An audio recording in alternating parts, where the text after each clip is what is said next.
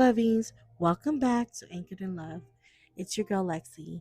If you're still here after part one, thank you. Because part two isn't about the trauma, it's about rebuilding. And rebuilding is harder than surviving. Survival is instinct, healing is intentional. When I came back to California, God didn't immediately hand me a perfect life. He handed me silence. And that silence was uncomfortable. For the first time in my life, there was no chaos to distract me, no toxic relationship to obsess over, no influences to numb the pain, no crisis to fix. Just me and God. And I had to learn the difference between being alone and being abandoned because they are not the same.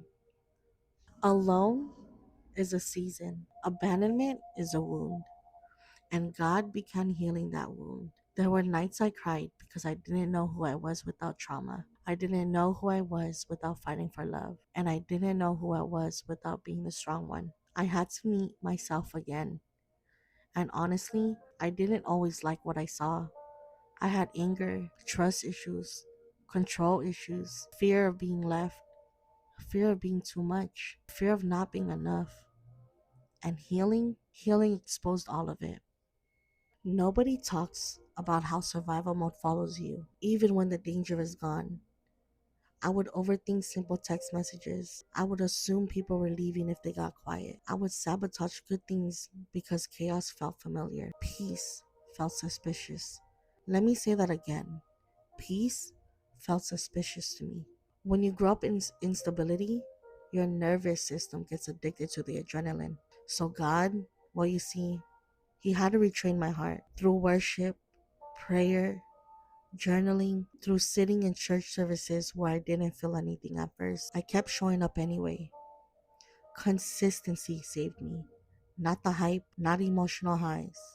Consistency. One of the hardest things God had to teach me was what love actually looks like. Love is not loud.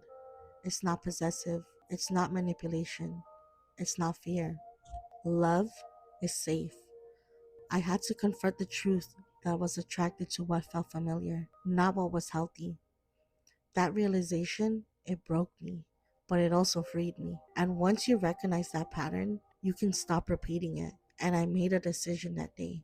I will never again beg for a seat at a table that God didn't assign me to. There was a moment in my healing where something shifted. I stopped asking, why did this happen to me? And I started asking, what is God building through me? And that's when Anchored in Love was born. Not from perfection, but from process. This platform isn't about me having it all together. It's about me being honest about the journey because I know what it feels like to sit in a room full of people and still feel invisible. I know what it feels like to love deeply and be loved poorly. I know what it feels like to smile publicly and break privately. But I also know what it feels like when God rebuilds you so thoroughly that even you don't recognize the strength in the mirror. He's always with you. He never leaves you. He's just waiting for you to come home.